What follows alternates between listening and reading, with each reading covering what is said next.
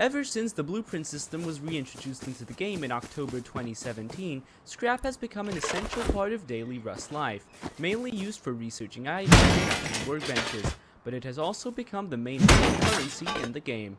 So you probably want to know what the best places are to get scrap. Well, you've come to the right place, as in this episode of the Rust Beginner's Guide I'll be showing you how to get scrap fast in Rust. Quick disclaimer before I start this video. All the stats in this video are averages gained from 10,000 simulated instances of each type of loot container. Because of the nature of averages, the amount of scrap you get when hitting these monuments will vary, and as such, the numbers in this video only serve to give you a rough idea of how much scrap you should be getting. Also keep in mind that these numbers only apply for fully unlooted monuments where you loot all the crates and recycle everything except for guns and explosives. The most common way of getting scrap is hitting the nearest road and looting junk piles. This will yield you around 15 scrap worth of items on average for every junk pile you loot. While on the road, if you're close to monuments, make sure to keep an eye out for electrical substations. The small ones tend to have an average of 10 scrap, and the larger ones usually have around 30 scrap worth of items. You can get more scrap by going to monuments, as they have significantly more crates and loot than junk piles and electrical substations. So I'll be showing you a list of all the monuments in the game, along with the average amount of scrap you should be getting from visiting them. I'll be going from small monuments all the way to tier 3. In the first group of monuments we have small monuments, and here they are from lowest scrap yield to highest. The worst monuments in this category are the lighthouse and the abandoned cabins with around 60 scrap. In third place we have the mining outpost with around 140 scrap.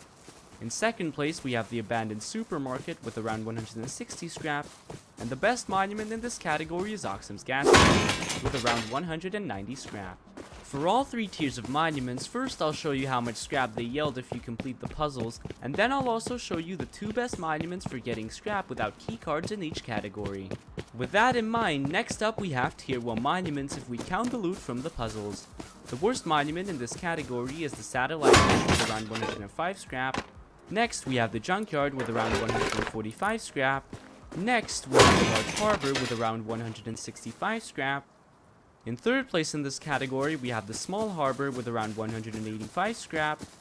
In second place, we have the dome with around 310 scrap. And the best monument in this category is the sewer branch with an average of 410 scrap. The monuments you should be going to, even if you don't want to do the puzzles in this category, are the dome and the sewer branch. The next category of monuments is tier 2 monuments. The worst monument in this category is the giant excavator pit with around 260 scrap. In third place we have the water treatment plant and the power plant, both with around 535 scrap. In second place we have the train yard with around 575 scrap. And in first place in this category is the airfield with around 620 scrap per run. Check out even if you don't enjoy the airfield and the water treatment plant. And the final category of monuments is tier 3 monuments. Two of these monuments are land-based. The military tunnels with around 1,360 scrap per run, and the launch site with around 1,425 scrap per run. If you don't have any keycards, you can expect to get around 805 scrap from the launch site and around 955 scrap from the military tunnels. The other two monuments in this category are out at sea. The oil rig with around 710 scrap, and the large oil rig with around 1,125 scrap.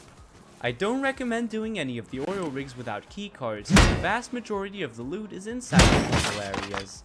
And the place where you can get the most scrap in the game is the cargo ship, where you can expect to find around 2,000 scrap per run.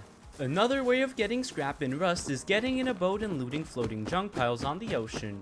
When farming these junk piles, you should expect to get around 11 scrap per junk pile on average. While you're out at sea, you can also go diving. If you don't have diving gear, you can easily find it inside toolboxes while farming for junk piles on the road. Diving sites are located on the seafloor, and the only way to find them is by looking for floating water bottles.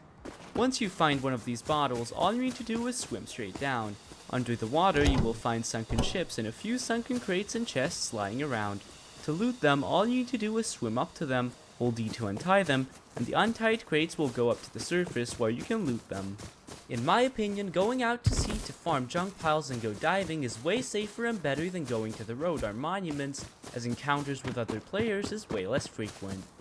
If you want to get more scrap while farming on the road or while farming floating junk piles, you can also try brewing teas. Basic scrap tea can be brewed from 2 white berries and 2 yellow berries and will increase your scrap yield from barrels by 50%. You can combine 4 basic scrap teas into 1 advanced scrap tea, which will double your scrap yield from barrels, and you can combine 4 advanced scrap teas into 1 pure scrap tea, which will triple your scrap yield from barrels. The effect of all 3 levels of scrap tea lasts for 30 minutes. Also keep in mind that this scrap yield increase only applies to barrels you break open. Your scrap yield from everything else will stay the same. Now that you've got a lot of loot, you need to recycle it. The best places to recycle are the outpost and the bandit camp, as they are safe zones so people can't take your loot while you're recycling.